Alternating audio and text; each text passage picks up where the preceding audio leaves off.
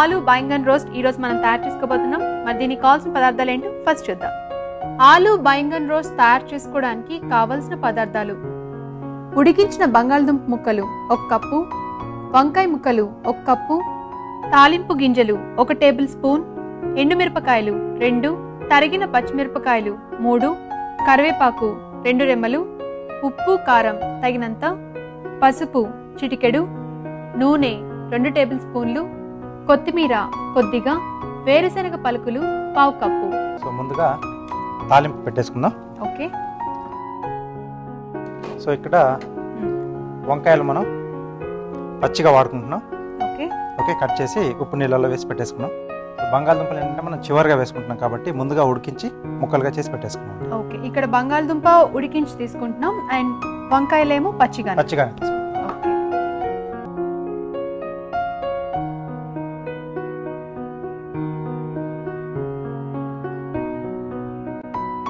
అంటే ఆలు ఇంకా వంకాయ కాంబినేషన్ లో కర్రీస్ యూజువల్ గా ప్రిపేర్ చేస్తుంటారు ఎక్కువగా. అవునండి. అంటే ప్రాసెస్ కూడా కొంచెం డిఫరెంట్ గా ఉంటుందా అండి? దీనికి కొద్దిగా ఉంటుంది, అలాగే టేస్ట్ లో టోటల్ గా డిఫరెంట్ వస్తుంది. అవునా? ఓకే, అంటే మనం వేసుకునే పదార్థాలను బట్టి టేస్ట్ కూడా మారిపోతుంది. అవునండి. సో దీంట్లో తాలింపు గింజలు, ఎండుమిరపకాయలు,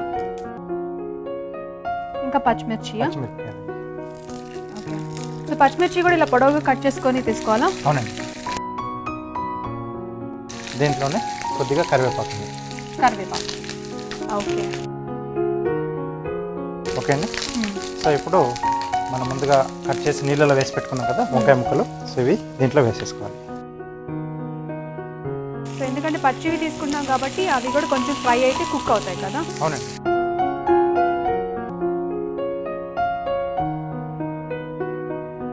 ఉడికిపోయాయి, తొందరగా ఉడికిపోతుంది కదా వంకాయ. అవునండి.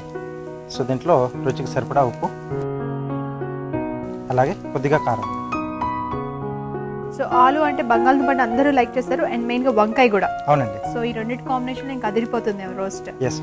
కొద్దిగా పసుపు. సో లాస్ట్ లో ఎందుకని వేసుకోవాలండి బంగాళదుంప? మనం ఉడికించుకున్నాం కదండి, ముందుగానే వేసేసి ఎక్కువగా కలిపేసి అది ఓకే ముద్దలు అయిపోయే ఛాన్స్. ఓకే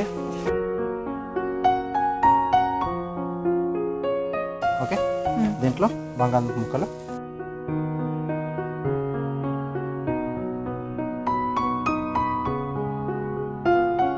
సో ఈ డిషెస్ అన్ని కూడా ఇంట్లో సింపుల్ గా చేసుకునే డిషెస్.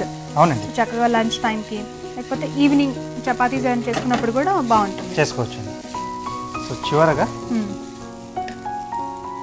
వేరుశనగ పలుకులు తీసుకున్నాం కదా, సో వాటిని దూరగా వేయించి పొట్టు తీసి ఇలా రఫ్ గా అంటే కచ్చాపచ్చాగా పొడిలా చేసి పెట్టుకోవాలి. చిన్న పలుకులుగా కూడా ఉండాలి. అవునండి. ప్రాసెస్ సింపుల్ గా ఈజీగా ఉంటుంది, మనకు తెలిసిన ప్రాసెస్ లానే ఉంటుంది, కానీ అందులో ఏమేమి యాడ్ చేయాలో అవి కరెక్ట్ గా యాడ్ చేస్తేనే దాని టేస్ట్ ఇంక్రీజ్ అవుతుంది కదా. అవునండి. సో ముందుగా చెప్పాను కదా టేస్ట్ కూడా కొంచెం డిఫరెంట్ గా వస్తుంది. అవును. సో దీని చిన్న మార్పులతో కూడా టేస్ట్ అనేది మారిపోతుంది. అవునండి. ఓకే, రెడీ అండి. రెడీయా? సో సింపుల్ డిష్ అండ్ తక్కువ టైంలో కూడా ప్రిపేర్ చేసుకోవచ్చు మనం. అవునండి.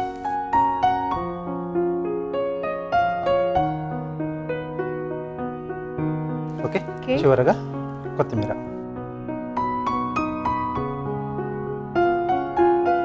ఓకే అండి, ఆలు బైంగన్ రోస్ట్ రెడీ. చూస్తున్నారు కదండి, ఆలు బైంగన్ రోస్ట్ మనం ప్రిపేర్ చేసుకున్నాం.